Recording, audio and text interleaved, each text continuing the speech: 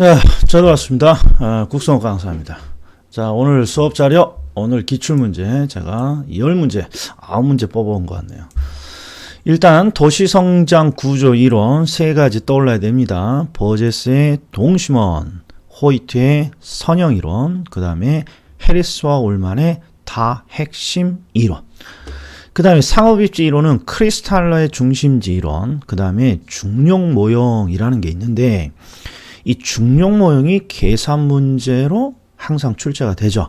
그래서 제가 4번과 5번에 계산 문제 기출 두 가지를 넣어놨어요. 이게 중요해요. 여기는 이론을 암기하는 것보다 계산 문제를 풀 수 있어야 됩니다.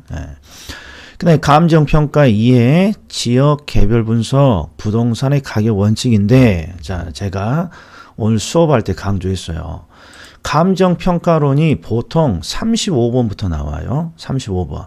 그러면 6문제가 많이 나올 때는 6문제예요. 보편적으로는 5문제. 그런데 그 중에 계산 문제가 2개가 들어가 있습니다. 일단 전략. 평가론의 전략은 계산 문제는 너나 풀어 하고 찍는다. 이거 서운하다고 생각하시면 안 돼요. 저는 강의를 해드리긴 해드립니다만 전략을 잘 해야 돼요. 계산 문제 2문제는 제가 딱 찍어 드릴 거예요. 제가 요런 형태만 풀으라고. 그러면 그 형태만 손을 대는 거예요. 제가 찍은 거. 그리고 나머지는 전부 다 일장이나 또는 개발론처럼 단순 암기로 해결을 할 수 있어요. 예를 들어볼게요. 감정평가에서 구분 개념으로 자주 나오는 게, 자, 감정평가는 가치를 추계하는 활동이고, 가치는 뭐랑 차이가 있다? 가격이랑 다르다. 가치와 가격을 구별하는 거. 두 번째, 가치의 발생이란 것도 있고 가치의 형성이란 것도 있더라. 가치의 발생과 가치의 형성 구별할 수 있어야 되고, 그 다음에 지역 분석과 개별 분석. 이게 지금 오늘 제가 선별한 문제 중에 있는 거죠. 지역과 개별 분석. 그리고 부동산 가격 원칙은 수많은 원칙이 있습니다만 이번 1월 2월 수업에서는 딱 구분, 시험에 너무 잘 나오는 3가지만 해놨어요. 변동의 원칙, 그 다음에 구분 개념인 적합의 원칙과 균형의 원칙. 전부 다 이런 구별 개념을 지금 묻는 거예요. 다시, 가치와 가격은 어떤 차이가 있나요? 가치의 발생과 가치의 형성은 어떤 차이가 있나요? 지역 분석과 개별 분석은 어떤 차이가 있나요? 가격 원칙 중에 적합의 원칙과 균형의 원칙은 어떤 차이가 있나요? 기본 계속 시험에 나오는 주제들이죠. 자, 그럼 스타트입니다. 자, 한번 풀어보세요. 자, 도시공간 구조 이론이라는 게 머릿속에 뭐가 떠올라야 돼요? 버제스의 동심원 이론, 그 다음에 호이트의 선형 이론, 해리스와 울만의 다핵심 이론. 그러니까 입지, 지대 이론이라든지 요런 놈을 고르면 안 되는 거죠. 찍어도. 그리고 1번 문제는 쉬운 문제예요. 밑에 봤더니 해리스와 울만이라고 돼 있잖아요. 해리스와 울만의 다핵심 이론 3번입니다. 그런데 29회 이런 기출 문제가 왜 중요하냐 그러면 1번 같은 문제, 지금 29회 이 문제는 해리스와 울만만 알아도 다핵심 이론이라고 찾아요. 근데 이제 문제는 이제 다음에 이 지문이 나오면 해리스와 울만이 안 나오더라도 이런 지문들이 이제 해리스와 울만의 다핵심 이론의 기출 지문으로 다시 출제되는 거예요. 그러면 이제 보세요. 첫 번째 점박이. 유사한 도시 활동은 항상 집적함으로써 발생되는 이익 때문에 집중하려고 해요. 그럼 뭐가 떠올라야 돼요? 아하, 해리스와 울만은 다액이 만들어지는 이유를 4가지로 구분하고 있잖아요. 어떻게 나누고 있어요? 1번, 유사 활동은 서로 집적하면서 하나의 핵을 만들고, 그 다음에 이종 활동은 서로 떨어지는 과정에서 하나의 핵을 만들고, 그러니까 이종 활동은 분산, 유사 활동은 집적. 그 다음에 물을 많이 사용하는 공장은 강이나 호수 등의 특정 위치를 요구하기 때문에 핵이 하나 만들어지고, 그 다음에 지대 지불 능력이 충분하다면 항상 도시 중심에 있고 싶지만 지대 지불 능력의 차이가 있기 때문에 외곽에서 하나의 핵을 만들기도 합니다. 요게 해리스와 울만의 키워드잖아요. 시험에 겁나 잘 나오는. 그럼 이제 보자고 이게. 유사한 도시 활동은 서로 유사한 도시 활동은 집적으로부터 발생하는 이익 때문에 집중합니다. 유사 활동에 집적. 이 문구가 다음 시험에 다시 나온단 말이에요. 그 다음에 서로 다른 도시 활동 중에서 직접 불이익이 발생하는 경우도 있습니다. 직접 불이익이라는 건 모이면 죽는다는 거 아니에요. 이익이 없다는 거니까. 모이면 이익이 안 된다는 거죠. 그러니까 떨어져야죠. 즉 이종 활동의 분리, 이종 활동의 분산. 그러니까 요 두 가지가 해리스와 울만의 가장 핵심적인 핵이 만들어지는 원이죠. 유사 활동은 모이고 이종 활동은 서로 떨어지는 분산. 그 다음에 도시 활동 중에서 교통이나 입지의 측면에서 특별한 편익을 필요로 하는 기능들이 있습니다. 이건 뭘까요? 교통이나 입지의 측면에서 특별한 편익을 필요로 하는 기능이 있다. 바로 이 특정 위치를 말하는 거예요. 특정 위치. 저는 그냥 이해하기 쉽게 물을 많이 사용하는 공장은 강이나 호수라는 특정 위치에 있지만 어떤 활동 등은 교통이라는 특정 위치 또는 특별한 편익을 위한 특정 위치 이런 걸 원할 때도 있다. 이런 거죠. 자, 됐습니다. 그 다음에 2번. 2번도 쉬운 지문이죠. 호이트라고 돼 있으니까 호이트의 선형 이론. 호이트의 선형 이론. 자, 그런데 이제 다음 시험에는 뭐가 나오는 거야?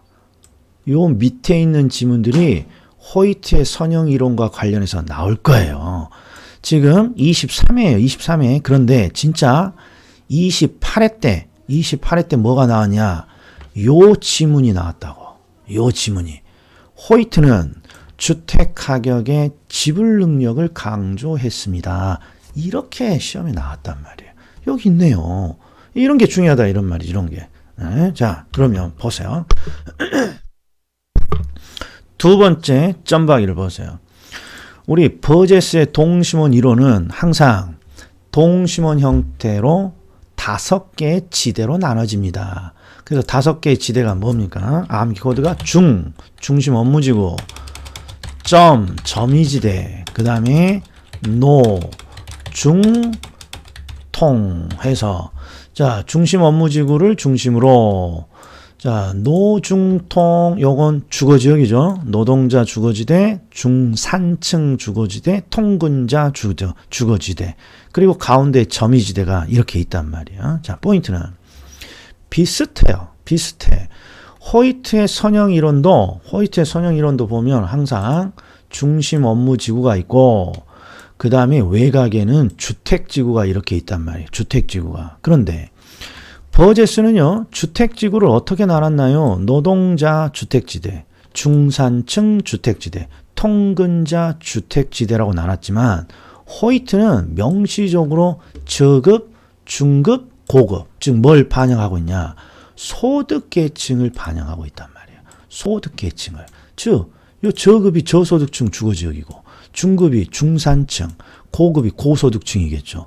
그래서 호이트의 이 선형 이론의 구분을 보면 주택지역을 명시적으로 저급, 중급, 고급이라고 나눴기 때문에 호이트에서 유일하게 좀 어려운 내용이 호이트는 주택가격의 지불 능력을 강조했다는 거예요. 주택가격의 지불 능력을 두 글자로 바꾸면 소득이죠. 이게 소득이죠. 주택가격의 지불 능력, 소득, 저급, 중급, 고급. 그래서 주택 가격의 지불 능력인 소득을 강조했다. 그러면 호이트 이론이 나와야 돼요. 호이트 이론. 아주 어렵죠. 호이트. 그러면 반대로 버제스의 동심원 이론은 어떤 걸 강조했어요? 버제스는 입에서 뭔가 설명만 하면 생태학적인 표현을 썼어요. 그 생태학적인 표현이라는 게 친입, 경쟁, 천이 이런 표현을 썼다 이런 말이죠. 자, 3번. 자, 풀어보겠습니다. 1호 스타트. 1. 자, 레일리는 두 중심지가 소비자에 미치는 영향력의 크기는 두 중심지 크기에 반비례하고 거리 제곱에 비례합니다. 자, 첫 번째. 레일리는 소매 인력 법칙이라고 이론이 정리되죠. 레일리의 소매인력 법칙. 그럼 이 소매인력 법칙이니까 뭔가 법칙이 있다는 거예요. 법칙. 그 법칙이 매장이 고객을 끌어당기는 힘에는 법칙성이 있다는 거죠. 그게 바로 요놈이에요. 자, 소비자에게 미치는 영향력. 이걸 저는 유인력이라고 쓰고 있죠. 유인력. 이 유인력은 항상 뭐에 비례하고 크기에 반비례가 아니라 비례하는 것이고, 그 다음에 거리 제곱에 반비례하는 것이죠. 이게 레일리의 소매인력 법칙이네요. 그래서 정답은 1번. 이렇게 쉬운 거였어? 쉽다 이런 말이죠. 이게. 단 중요한 건 목이 좀 잠기네요. 중요한 건 다른 지문들이 다시 출제될 수 있으니까 명시적으로 확인을 해줘야 돼요. 자, 첫 번째 베버. 자, 베버는 공업입지고 최소 비용이죠. 자, 베버는 최소 비용으로 재화를 생산할 수 있는 공장의 입지가 최적 입지가 된다고 봤어요. 근데 하나를 더 하면 베버는 항상 세 가지를 강조했죠. 수송비, 노동비, 집적이. 근데 그 중에서 뭐가 제일 중요하더라? 항상 수송비가 제일 중요한 요인입니다. 이렇게 나눴고. 자, 컨버스의 분기점은 제가 이번 강의에서 뺐어요. 지금 이런 거 굳이 할 필요는 없어요. 옳은 지문입니다. 그냥 허프 볼까요? 허프는 소비자가 특정 점포를 이용할 확률. 자, 허프는요, 요 유인력을 확률이라고도 해요. 이것도 1월, 2월 달은 제가 뺐어요. 일단 어려운 지문이에요. 요거 3번, 4번 다. 그 다음에 크리스탈러 하면 중심지 이론이잖아요. 자, 재화와 서비스에 따라 중심지가 계층화되고 서로 다른 크기의 도달 범위와 최소 요구 범위를 가진다고 보았습니다. 크리스탈러에서 중심지의 계층 이런 건 1월, 2월 달에 설명하지 않았습니다만 크리스탈러에서 자주 나오는 게 어떤 조건을 갖출 때 중심지가 살아서 성장할 수 있나요? 그러면 항상 최소 요구치와 재화의 도달 범위를 가지고 찾아내는 거죠. 그게 바로 요 최소 요구 범위, 그 다음에 재화의 도달 범위가 요 놈이겠죠. 그래서 최소 요구치라는 건 어떤 중심지가 존속하기 위해서 필요한 최소한의 고객 수고, 그 이상의 고객을 확보시켜야만 중심지는 망하지 않고 살아있는 거죠. 그러니까 항상 최소 요구치와 재화의 도달 범위를 비교하면 재화의 도달 범위가 항상 커야죠. 재화의 도달 범위가 크다 그러면 여기가 매장인데 재화가 여기까지도 도달이 됩니다. 그럼 여기까지가 상권이 되는 거예요. 여기까지가 상권이. 여기까지가. 자, 그 다음에, 자, 4번과 5번이 중력 모형이에요. 레일리와 허프가 나오면 기본적으로 틀이 딱 정해져 있어요. 틀이. 어떤 틀입니까? 일단, 여기에 두 매장이 있어요. 이렇게. 두 매장이. 그리고 요 사이에 항상 고객이 있어요. 고객이. 그러면 여기서, 그리고 대부분 A라고 줘요. A. 여기는 B, 그리고 그 사이에 고객이 있는데 이 고객이 A라는 매장으로 몇 명이 가고 이 고객이 B라는 매장으로 몇 명이 갑니까? 이게 항상 중력 모형의 틀이란 말이에요. 다시 항상 두 매장이 있을 때 가운데 있는 고객이 A로 몇 명이 물건을 사러 가고 B로 몇 명이 물건을 사러 갑니까? 항상 그 틀이란 말이에요. 이 틀에서 벗어나지 않아요. 그러면 이걸 계산하는 방법은 항상 A가 고객을 끌어당기는 힘이 있을 거 아니에요. 항상 고객이라고 치면. 모든 매장들은 고객을 끌어당기는 힘을 갖고 있어요. 이게 유인력이죠. 그래서 A의 유인력을 구하고 그 다음에 B 매장의 유인력을 구한단 말이에요. A의 유인력을 구하고 B 매장의 유인력을 구해요. 그리고 A와 B의 유인력에 의해서 고객이 분산되겠죠. 딱 요것만. 그래서 유인력만 찾아내면 되는데 레일리의 소매인력 법칙, 레일리의 유인력이 무엇입니까? 요걸 암기해 줘야죠. 항상 크기에 비례하고 거리 제곱에 반비례합니다. 크기를 거리 제곱으로 나눌까? 크기를 거리 제곱으로 나눌까? 요건 암기해야죠. 그런데 주의할 건 이 중력 모형이 시험에 나올 때 상업도시로 문제를 낼 수도 있고 상업도시 과거 150년 전에 상업도시를 기준으로 문제를 낼 수도 있고 현대 감각으로 매장으로 문제를 낼 수가 있어요. 그래서 상업도시는 도시니까 크기를 인구수로 측정하고 매장이 나오면 매장의 면적으로 크기를 측정하면 되죠. 그래서 일단 여기 항상 틀이니까 이 틀에다가 출제자가 준 것들을 표시만 하면 되는 거예요. 일단 A 도시의 인구수, A 도시의 크기죠. 이게 40만 이렇게 적어놓고 B 도시의 인구수, B 도시의 크기 10만 그 다음에 지금 C 도시 인구예요. C 도시. 지금 A와 B 도시 사이에 C가 위치한다고 되어 있으니까 C가 바로 고객이 존재하는 도시예요. 그래서 고객이 지금 얼마라는 거죠? 5만. 자, 그리고 C와 A의 거리는 10km, 10km. 그 다음에 B와 C의 거리는 5km. 이렇게 딱 정리가 돼야 돼요. 정리가. 그런 다음에 바로 계산기를 꺼내서 어떻게 합니까? 그렇죠. 크기 40만 나누기 10의 제곱이죠. 10의 제곱. 40만 나누기 10의 제곱. 그러면 얼마가 나옵니까? A의 유인력은 4천이 나와요. 4천. 이게 유인력. B도 마찬가지예요. 공식에 맞춰서 크기 10만을 5의 제곱으로 나눠야죠. 10만을 5의 제곱. 그럼 5는 25니까 얘도 얼마가 나옵니까? 4천이 나온다고. 4천이. 그러면 지금 딱 유인력이 A는 고객을 유인력 4천으로 끌어당기고 자 B도 유인력이 4천으로 끌어당기잖아요. 유인력이 똑같네요. 그러니까 반. 그러니까 반반 고객을 나눠 가져가는군요. 그래서 25,000, 25,000 이렇게 해줘야죠. 지금 문제가 잘려서 제가 주관식으로 이렇게 만들어 놨어요. 자, 그러면 이제 5번 봐요. 얘는 분명히 허프예요. 허프는 레일리랑 차이가 없죠. 뭔 차이만 있습니까? 그러면 요 K만 차이가 있죠. 레일리는 크기를 거리의 제곱으로 나눴지만 허프는 크기를 거리의 K승으로 나눴어요. 그리고 이 K승을 마찰계수라고 불렀죠. 그리고 이 마찰계수는 우리가 고민할 필요가 없는 것이죠. 출제자가 주니까. 그래서 아니나 다를까 마찰계수를 2로 줬어요. 그러면 K가 2면 레일이랑 똑같네요. 그리고 이렇게 표를 주면 이 표를 그대로 확인하면 돼요. 예를 들어서 요 쇼핑센터의 면적, 요놈이 바로 크기겠죠. 크기, 여기는 쇼핑센터를 줬으니까. 그리고 밑에 봤더니 거리예요.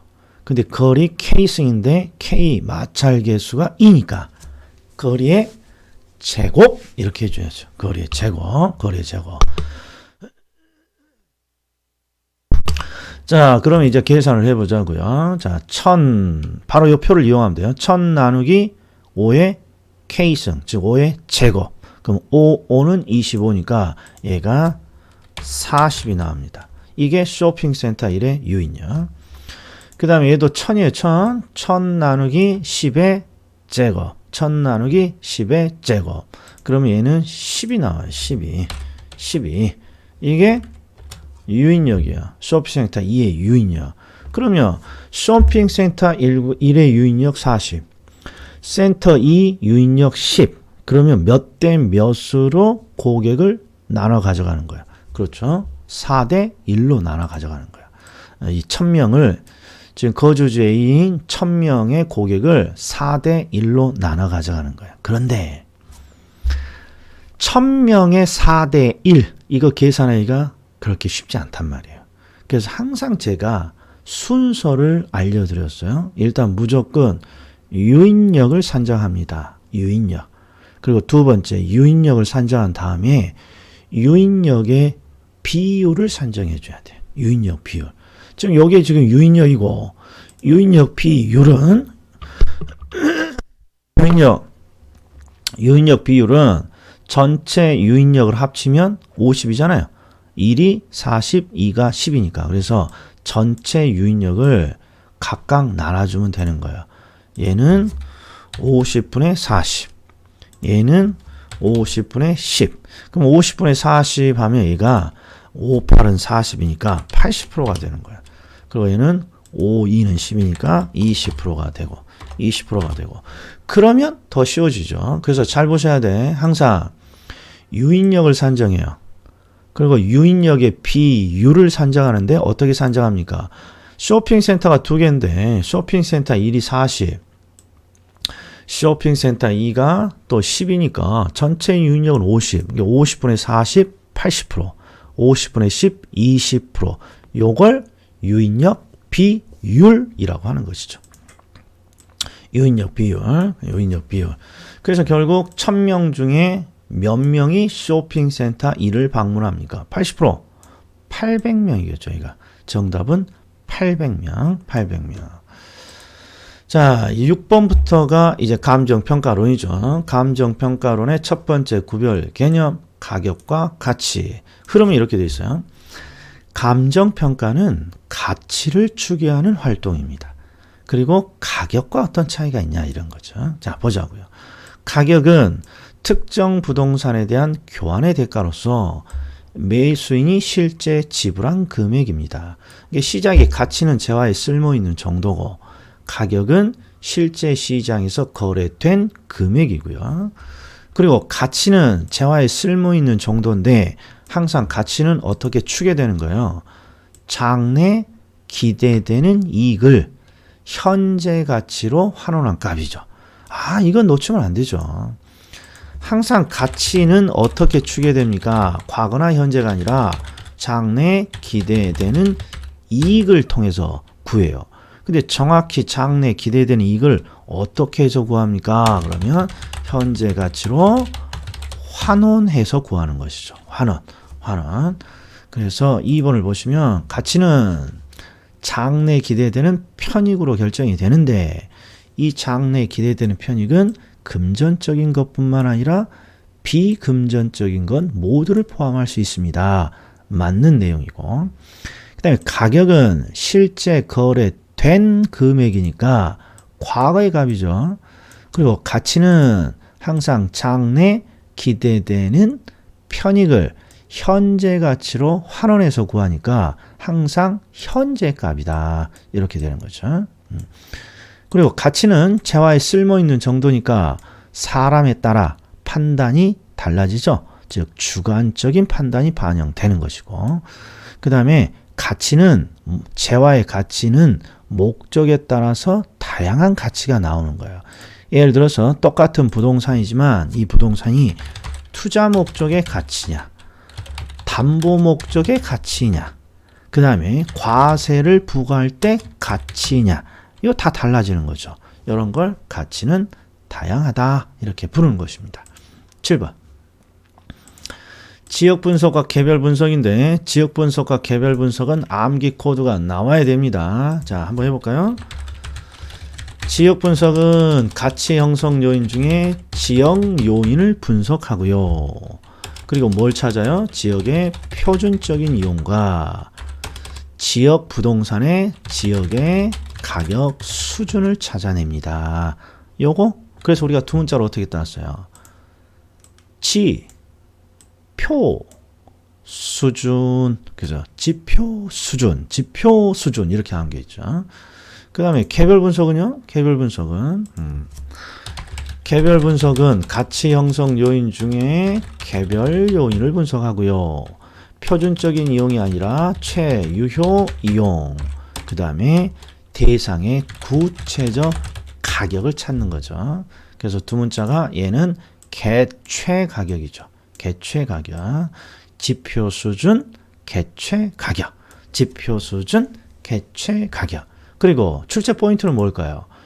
지역 분석은 표준적 이용을 찾는 거고 개별 분석이 최유효 이용을 찾는 거고 지역 분석은 지역의 가격 수준을 찾는 거예요.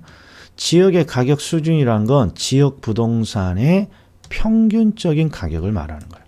그 다음에 개별 분석은 대상 부동산의 구체적 가격을 찾는 거고 자, 그러면 이제 풀어보자고요. 지역 분석을 통해 지역 내 부동산의 표준적인 이용과 가격 수준을 파악할 수 있습니다. 오, 지표 수준 맞았어요. 그 다음에 지역 분석에서 중요한 지역은 세 가지죠. 인근 지역, 유사 지역, 동일 수급권. 동일 수급권은 동일 시장. 자, 인근 지역은 대상이 속한 지역이고요. 유사 지역은 대상이 속하지 않았지만 인근 지역과 유사한 지역이죠. 대상이 속하지 않은 지역이 아이고 말이 꼬이네. 대상이 속하지 않은 지역 중에 인근 지역과 유사한 지역. 그 다음에 동일 수급권은 이게 좀 어렵죠, 표현이. 동일 수급권은 동일 시장. 그런데 동일 수급권의 정의를 지금은 1월, 2월 달이니까 암기 안 하고 있더라도 한 7월, 8월까지는 암기를 해줘야 돼요. 자, 정확히 법에 뭐라고 적었냐? 동일 수급권은 대상 부동산과 대체 경쟁 관계가 형성이 되고 가치 형성에서 서로 영향을 주는 다른 부동산이 존재하는 권역 이렇게 되어 있어요. 나는 암기하고 있다. 다시 대상과 대체 경쟁 관계가 성립하고 대상과 가치 형성에서 서로 영향을 주는 다른 부동산이 존재하는 권역 요 정도. 그 다음에 3번 최유효 이용을 판정하기 위해서는 개별 분석이 필요합니다. 맞았죠? 그 다음에 지역 분석보다 개별 분석을 먼저 실시합니다. 이게 틀렸네요. 항상 지역을 먼저 분석하고 그 다음에 개별 분석을 하죠. 순서가. 그래서 요놈이 틀렸어요. 그 다음에 지역 분석은 지역 전체를 분석하니까 거시적인 분석이지만 개별 분석은 거시가 아니라 미시적인 분석입니다. 자, 이렇게. 자, 8번 가격 원칙. 자, 이번 1월, 2월 강의에는 제가 세 가지만 했다 그랬어요. 어떤 거 세 가지 했어요, 오늘. 변동의 원칙, 적합, 균형의 원칙. 변동의 원칙, 적합, 균형의 원칙. 이 세 가지만 정확히 알아도 이 한 문제 맞힌다고 저는 봅니다. 자, 변동의 원칙. 가격 원칙은 기본적으로 가격이 가지고 있는 규칙성이죠. 자, 첫 번째 변동의 원칙은 가격이 끊임없이 변한다는 거예요. 근데 시험 문제는 가격이 끊임없이 변하는지 알았으면 뭔가 이걸 활용해 먹어야죠. 즉 가치를 추계할 때는 가격이라는 게 끊임없이 변하니까 가치 추계의 기준이 되는 시점을 꼭 확정할 필요가 있는 거죠. 그래서 기준 시점 확정 이렇게. 그 다음에 적합의 원칙과 균형의 원칙은 항상 세트면이에요. 세트면이요. 어떻게 세트면입니까? 적합은요, 외부 환경과의 적합을 나타내고, 그 다음에 균형의 원칙은 내부 구성 요소의 균형이에요. 이 표현을 잘 봐야 돼요. 자, 적합의 원칙과 균형의 원칙은 세트면으로 이렇게 암기해요. 부동산의 가치가 최고가 되기 위해서는 항상 외부 환경과 적합해야 되고요. 내부 구성 요소에 균형이 있어야 됩니다. 이렇게. 이게 암기죠. 그러면 적합의 원칙은 언제 활용합니까? 그러면 뭐가 떠올라야 돼요? 찌읒. 적합의 원칙은 지역 분석을 할 때 활용하고, 자, 적합하지 않으면 무슨 감가? 경제적 감가를 부여합니다. 그래서 찌읒. 지역 분석 나오면 적합의 원칙, 적합의 원칙 나오면 지역 분석이란 말이에요. 그리고 적합의 원칙에 위배되면 가치를 후려치는데 경제적 감가가. 그 다음에 균형의 원칙은 언제 활용합니까? 그러면 얘는 끼역이죠. 끼역. 개별 분석, 그 다음에 기능적 감가. 그래서 개별 분석 나오면 개별 분석 나오면 균형의 원칙. 균형의 원칙 나오면 개별 분석. 그리고 균형에 위배되면 기능적 감가. 그래서 끼역. 찌읒. 딱 요것만 기억해 주면 되죠. 자, 들어갑니다. 최유효용 일단 통과. 제가 강조하지 않았으니까. 자, 이거 보자고요. 균형의 원칙, 적합의 원칙, 그 다음에 여기 변동의 원칙, 딱 이 세 개를 먼저 보는 거예요. 시험에 거의 90%가 이게 정답이니까. 자, 균형의 원칙은 구성 요소 결합. 그러면 앞에 내부가 생략되어 있는 거예요. 내부 구성 요소 결합에 대한 내용으로 균형을 이루지 못하는 부분이 있습니다. 그러면 균형이 없다는 소리죠. 그러면 가치를 후려치죠. 그럼 무슨 강가? 그렇죠. 기능적 강가죠. 왜? 끼역이니까. 균형의 원칙에 위배 기능적 강가. 적합의 원칙에 위배 경제적 강가. 균형의 원칙은 끼역이니까 개별 분석에서 활용하고 적합의 원칙은 찌읒이니까 지역 분석에서 활용을 해야죠. 그래서 정답은 2번. 자, 3번 적합의 원칙은 부동산의 입지와 인근 환경. 이게 외부 환경이잖아요. 외부 환경과의 적합관계를 따지는 거죠. 대체 원칙 하지 않았으니까 일단 통과. 변동의 원칙 보자고요. 변동의 원칙. 부동산의 현재보다 장래 활용 변화 가능성을 고려한다는 점에서 수익환원법의 토대가 됩니다. 아이고, 거래사례 비교법, 수익환원법 이런 게 익숙해져야만 해석이 되는 거예요. 일단 시험에 열에 8번은 항상 요 둘 중에 하나가 정답이라는 거. 그래서 이걸 이걸 보여주고자 제가 요 26회 갖고 온 거예요. 자, 이것도 보자고요. 28회요. 28회. 자, 복도에 한번 문제 풀어볼까요? 풀어보셨죠? 복도의 천장 높이를 과대 계량한 전원주택이 냉난방비 문제로 시장에서 선호도가 떨어졌어요. 이렇게 돼 있어요. 복도의 천장 높이를 과대 계량했다.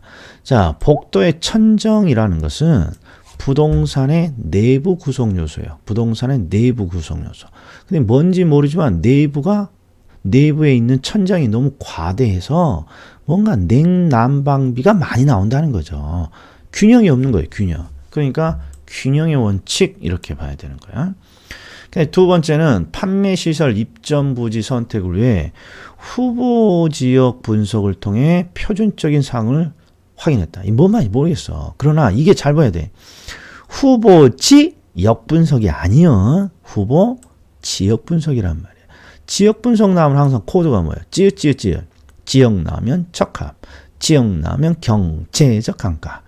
찌읒. 그래서 적합의 원칙이라고 그냥 찍으면 되는 거예요. 지역 분석 나오면 적합의 원칙 그냥 찍으면 된다. 자, 여기까지요. 자, 조금 늦었어요. 다음에 빨리 올려드리겠습니다. 자, 감사합니다.